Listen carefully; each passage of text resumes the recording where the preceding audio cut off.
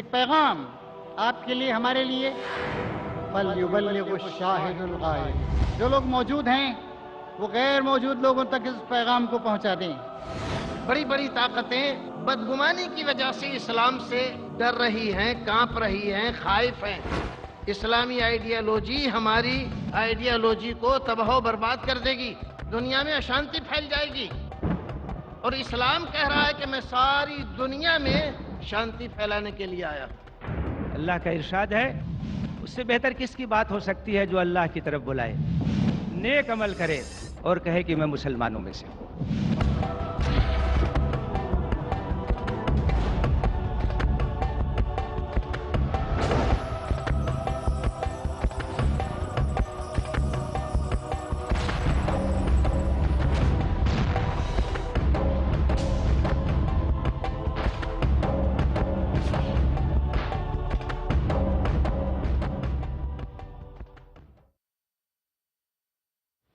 ہمارے اگلے جو خطیب ہیں وہ ہے مولانا اعجاز احمد اسلم صاحب۔ آپ کا آبائی وطن وانم باڑی تمل ناڈو ہے۔ آپ نے بہار یونیورسٹی پٹنہ سے انگلش لٹریچر میں ایم اے کیا ہے۔ آپ جماعت اسلامی ہند کے مرکزی سیکریٹری اور ہفت روزہ ریڈینس کے چیف ایڈیٹر ہیں۔ میں مولانا سے گزارش کروں گا کہ آپ آئیں اور اپنے کلمات سے ہماری توجیہ فرمائیں۔ الحمد للہ رب العالمین، والصلاة والسلام علی رسولہ الکریم وعلی آلہ واصحابہ اجمعین الی یوم الدین۔ قابل احترام علماء کرام، بزرگان ملت، محترم اور معزز بھائیوں اور بہنوں، السلام علیکم ورحمۃ اللہ۔ آج جو لوگ یہاں پر اس چوتھی انٹرنیشنل پیس کانفرنس میں تشریف فرما ہیں، وہ ذرا اس دور پہ غور کریں۔ تقریباً 1450 سال پہلے اللہ کے آخری نبی، ہمارے آقا اور رہنما سید المرسلین سیدنا محمد صلی اللہ علیہ وسلم 1.25 لاکھ کے مجمع کو مخاطب کر رہے تھے۔ دین کی ساری باتیں، اللہ تعالیٰ کی طرف سے حاصل شدہ ساری امانتیں اپنے امت کے سپرد کر دیں۔ پھر پوچھا، کیا میں نے اللہ کا پیغام پہنچا دیا؟ لوگوں نے گواہی دی، ہاں آپ نے اللہ کا پیغام پہنچا دیا۔ پھر پوچھا 3 بار پوچھا، تینوں بار فرزندان توحید نے جواب دیا کہ ہم اس بات کی گواہی دیتے ہیں کہ آپ نے اللہ تعالیٰ کے پیغام کو ہم تک پہنچا دیا۔ آپ نے آسمان کی طرف انگلی اٹھائی، کہا، اے اللہ، تیرے بندے گواہ دیتے ہیں، تو بھی گواہ رہ کہ میں نے تیرا پیغام بلا کم و کاست تیرے بندوں تک پہنچا دیا۔ پھر آپ نے ایک بات ارشاد فرمائی، ایک پیغام آپ کے لیے، ہمارے لیے، جو نسلیں گزر چکی ان کے لیے، جو لوگ بعد میں آئیں گے ان کے لیے، فَلْيُبَلِّغُ الشَّاهِدُ الْغَائِبُ، جو لوگ موجود ہیں وہ غیر موجود لوگوں تک اس پیغام کو پہنچا دیں۔ اس مختصر سے جملے کے ذریعے سے امت مسلمہ پر یہ ذمہ داری عائد ہو گئی کہ جب تک دنیا چلتی رہے گی، قیامت تک وہ اللہ تعالیٰ کے پیغام کو سینے سے لگائے رکھے، خود اس پر عمل پیرا ہو اور لوگوں کے سامنے بھی اس کو پیش کرتی رہے۔ آج دنیا کی آبادی تقریباً 690 کروڑ، 700 کروڑ مان لیجئے موٹے موٹے طور پر، اور 1/4 آبادی مسلمانوں پر مشتمل۔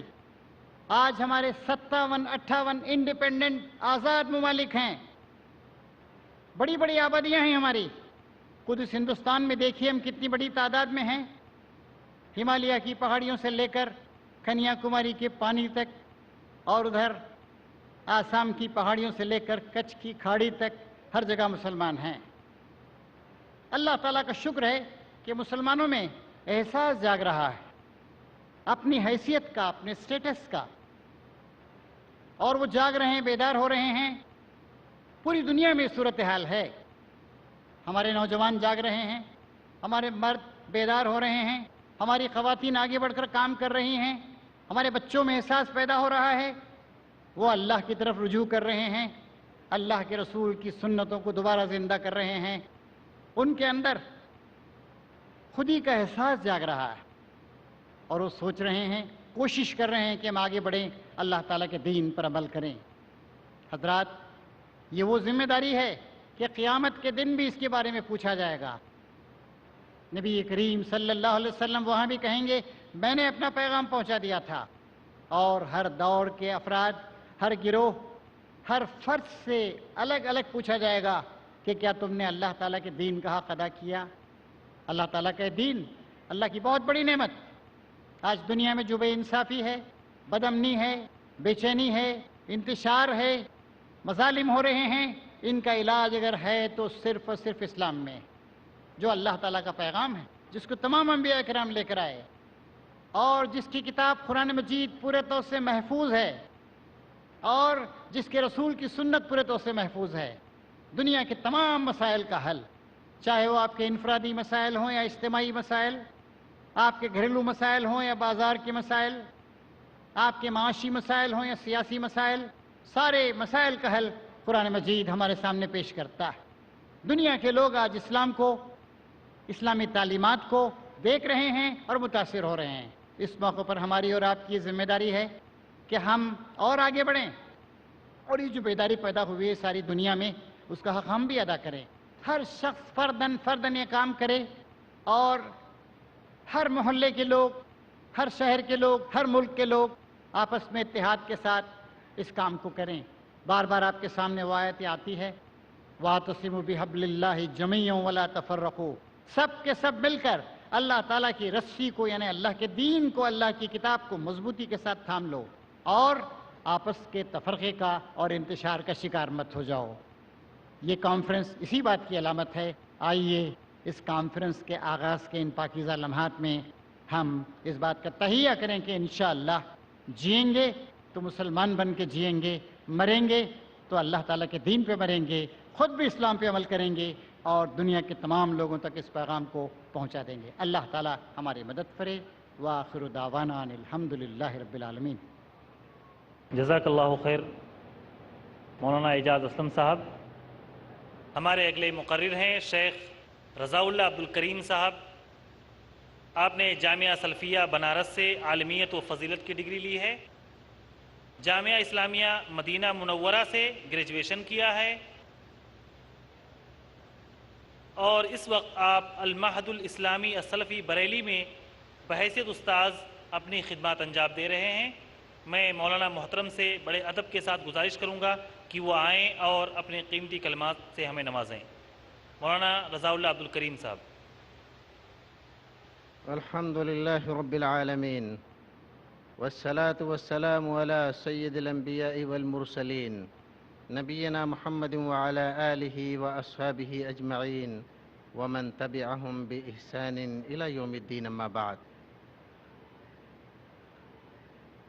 آسمان خطابت کے آفتاب و مہتاب، علماء حضرات،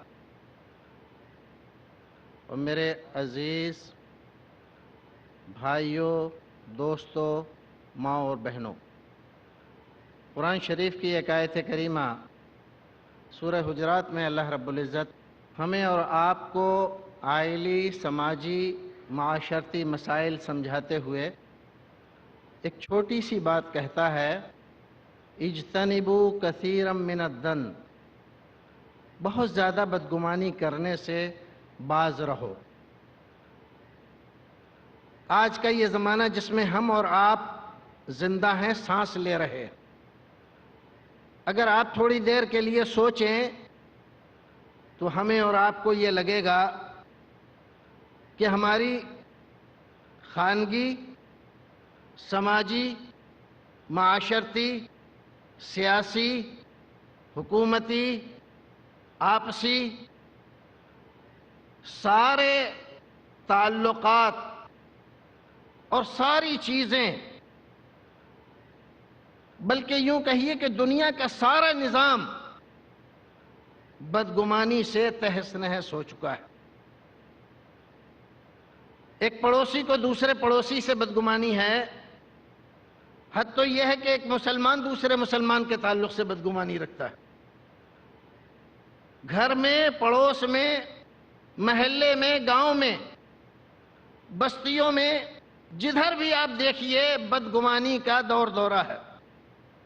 بڑی بڑی طاقتیں بدگمانی کی وجہ سے اسلام سے ڈر رہی ہیں، کانپ رہی ہیں، خائف ہیں۔ اسلامی آئیڈیالوجی ہماری آئیڈیالوجی کو تباہ و برباد کر دے گی، دنیا میں اشانتی پھیل جائے گی۔ اور اسلام کہہ رہا ہے کہ میں ساری دنیا میں شانتی پھیلانے کے لیے آیا ہوں۔ اسلام کا دعویٰ ہے کہ میں سب کو ایک کرنے کے لیے آیا ہوں، اور لوگ بدگمانی کیے بیٹھے ہوئے ہیں کہ اگر اسلامی نظام قائم ہو گیا تو سب طرف اشانتی پھیل جائے گی۔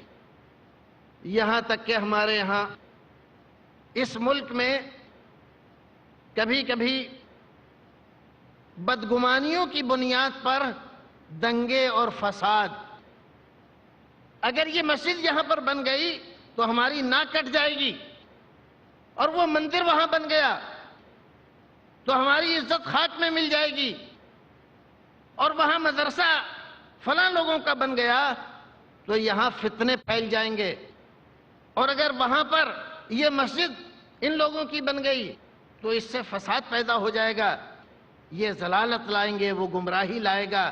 جس طرف دیکھیے بدگمانیاں ہی بدگمانیاں۔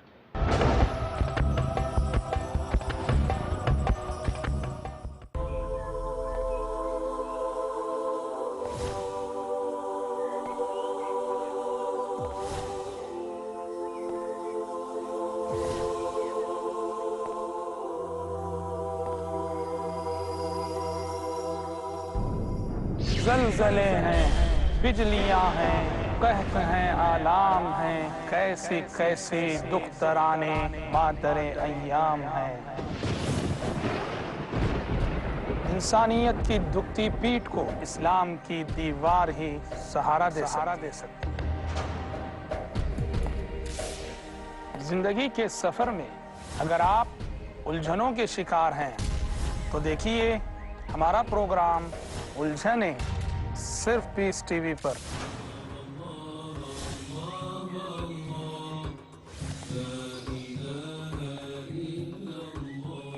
جانیے وہ تعلیمات جن کی روشنی میں آپ کو ملے گی بے شمار مشکلوں سے نجات۔ الجھنیں ہر جمعرات رات 11:30 بجے اور دوبارہ دوپہر 12:30 بجے انڈیا میں پیس T V Urdu per. Dialogue, discussion, debate, rebuttal, conclusion. Eliminate misconceptions about religion. Get enlightened. Witness Dr. Zakir Naik in a battle of words in Crossfire. ہر اتوار رات 8:30 بجے اور دوبارہ صبح 8:30 بجے انڈیا میں پیس ٹی وی اردو پر۔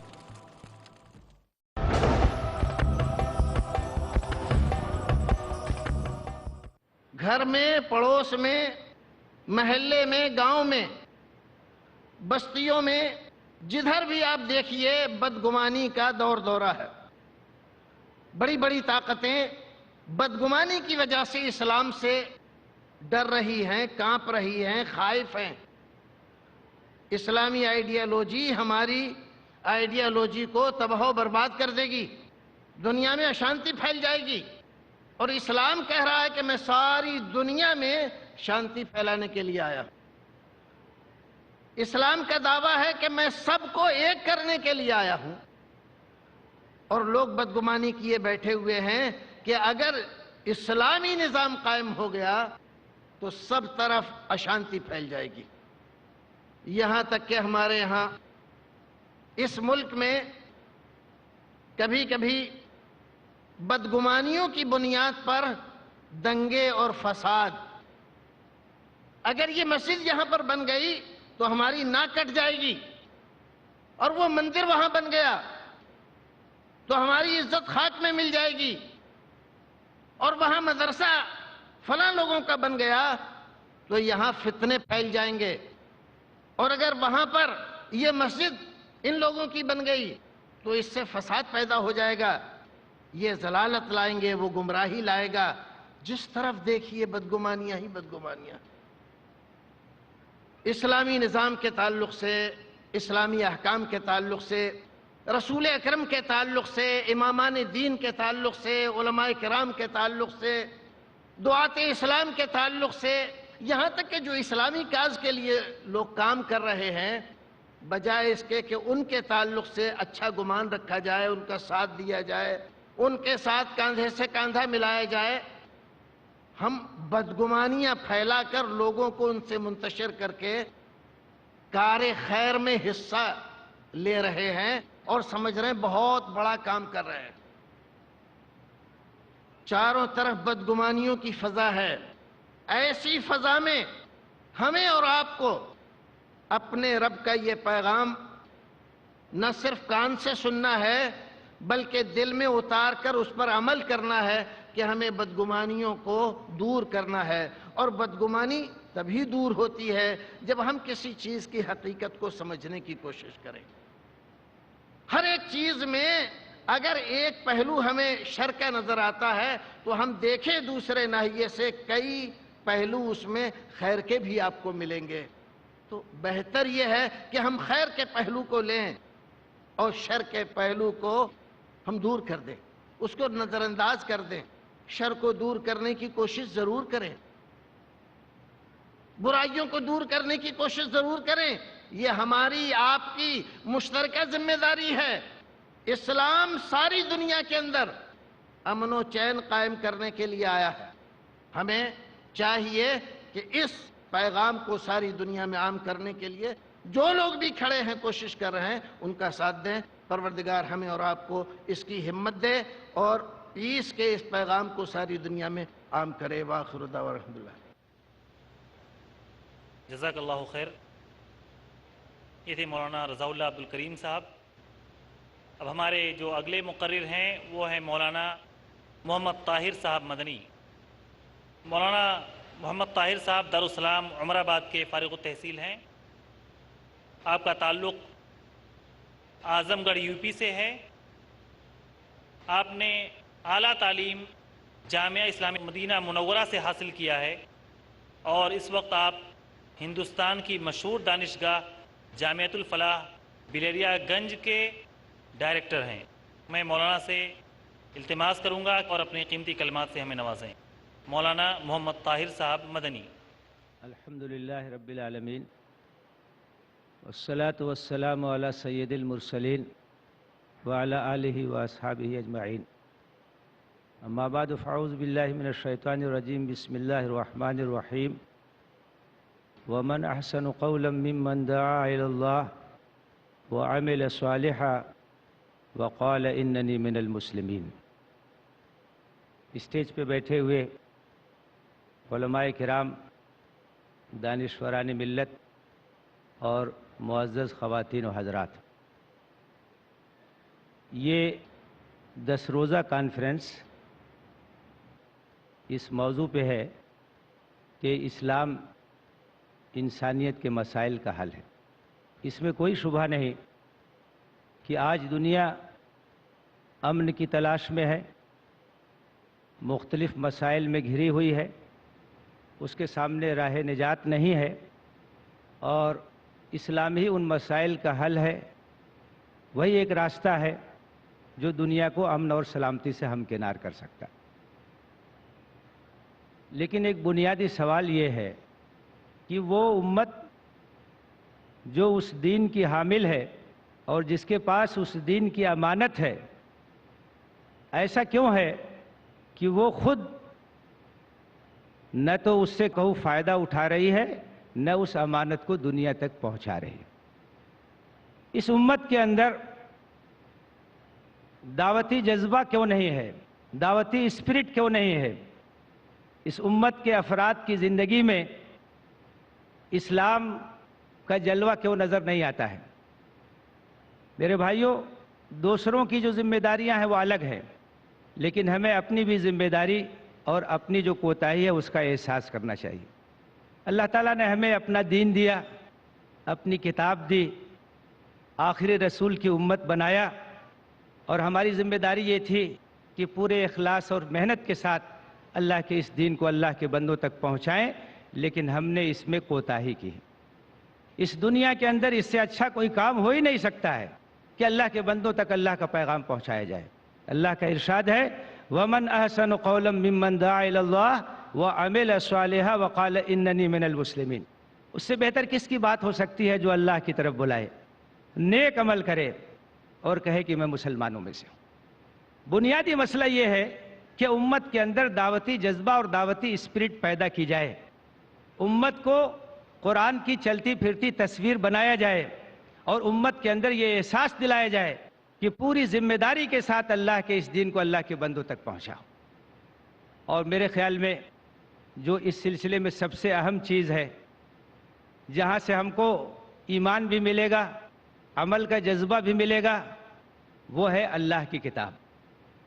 اللہ کی کتاب ہمارے پاس ہے، لیکن اس کتاب سے صحیح طور سے ہم استفادہ نہیں کر رہے ہیں۔ یہ وہ کتاب ہے جس سے اللہ سے تعلق مضبوط ہوتا ہے، ایمان میں گہرائی پیدا ہوتی ہے اور اللہ سے محبت پیدا ہوتی ہے۔ یہ صرف ہدایت کی کتاب نہیں ہے بلکہ جذبہ عمل پیدا کرنے والی کتاب ہے۔ اس کتاب سے ہماری وابستگی اگر صحیح معنوں میں ہو جائے تو یہ کتاب ہماری زندگیوں کو بدل کر کے رکھ دے گی۔ آج اس کتاب سے ہم ٹھیک سے فائدہ نہیں اٹھا پا رہے ہیں۔ اللہ کے رسول نے کہا تھا ان اللہ یرفع بہذا الکتاب اقواما ویضع بہ آخرین، کہ اس کتاب کے ذریعے سے کچھ لوگوں کو عزت ملے گی اور کچھ لوگ ذلیل ہوں گے۔ جو اس کا حق ادا کریں گے وہ معزز ہوں گے، اور جو اس کا حق نہیں ادا کریں گے ذلت اور رسوائی سے انہیں کوئی چیز بچا نہیں سکتی ہے۔ وہ زمانے میں معزز تھے مسلمان ہو کر، اور ہم خوار ہوئے تاریک خورا ہو کر۔ تو میرے بھائیوں اور میرے بزرگوں، میری معزز بہنوں، میں یہ پیغام آپ کو دینا چاہتا ہوں اس افتتاحی اجلاس کے ذریعے سے کہ اللہ کی اس کتاب کی طرف پلٹنے کی ضرورت ہے، اور اللہ کی اس کتاب سے صحیح معنی میں اپنے آپ کو جوڑنے کی ضرورت ہے۔ یہ کتاب صرف ثواب کے لیے نہیں پڑھنا ہے، یہ کتاب ہدایت کے لیے پڑھنا ہے، یہ کتاب رہنمائی کے لیے ہمیں پڑھنا ہے۔ اس کتاب سے ہمیں روشنی حاصل کرنا ہے، اس کتاب کی روشنی میں اپنی زندگی کو ہمیں بسر کرنا ہے۔ اللہ کے رسول صلی اللہ علیہ وسلم نے صحابہ کے اندر یہی جذبہ پیدا کیا تھا۔ ان کا طریقہ یہی تھا کہ وہ 10 آیتیں قرآن کی پڑھتے تھے، اس پر غور کرتے تھے، اس پر عمل کرتے تھے، اس کے بعد آگے بڑھتے تھے۔ آئیے ہم فیصلہ کریں کہ ہم ایک نئے انداز سے قرآن کو پڑھنا شروع کریں گے۔ 5 ہی آیت پڑھیے، 10 ہی آیت پڑھیے، لیکن اس کو سمجھنے کی کوشش کیجیے، اس کے اوپر غور کیجیے، اپنے دل پر اس کا اثر لیجیے اور اس کے پیغام کو عام کرنے کی کوشش کیجیے۔ ہماری زندگیوں میں دیکھیے ایک نیا انقلاب آ جائے گا۔ میں بس ایک واقعہ ذکر کر کے اپنی بات ختم کرنا چاہتا ہوں۔ صحابہ کو قرآن سے کیا تعلق تھا، کتنا زبردست لگاؤ تھا، اس کا اندازہ آپ اس سے کیجئے کہ غزوہ ذات الرقاع کے موقع پر جب آپ واپس آ رہے تھے، راستے میں ایک جگہ قیام ہوا، 2 صحابی کی ڈیوٹی تھی نگرانی کرنے کی، باقی لوگ آرام کر رہے تھے۔ حضرت عمار ابن یاسر اور حضرت عباد ابن بشر نگرانی کر رہے تھے۔ انہوں نے آپس میں طے کیا کہ ایک آدمی آرام کرے گا، ایک آدمی جاگے گا۔ حضرت عمار ابن یاسر آرام کر رہے تھے، عباد ابن بشر یہ ڈیوٹی انجام دے رہے تھے۔ انہوں نے سوچا کہ اس وقت کو کیوں نہ قیام لیل میں استعمال کیا جائے، اور انہوں نے قیام لیل شروع کر دیا۔ اسی درمیان میں کسی دشمن نے دیکھا اور اس نے اپنا تیر کا نشانہ لگایا، ان کے جسم میں آ کر کے تیر لگا، انہوں نے نماز جاری رکھی، تیر نکال کے پھینک دیا۔ اس کے بعد دوسرا تیر آ کر کے لگا، انہوں نے نماز جاری رکھی، تیر نکال کے پھینک دیا۔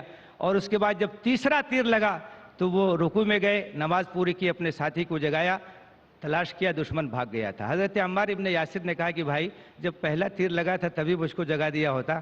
تو انہوں نے کہا کہ اصل میں نے قرآن کی ایک بہت پیاری سورت شروع کر دی تھی، طبیعت نہیں چاہتی تھی کہ اس کو ختم کیے بغیر میں اپنی نماز کو ختم کروں، اور اگر یہ ڈر نہ ہوتا کہ اللہ کے رسول نے جس ڈیوٹی پہ ہمیں لگایا ہے اس کا حق نہیں ادا ہوگا تو میں اپنی نماز کو جاری رکھتا، چاہے میری جان ہی کیوں نہ چلی جاتی۔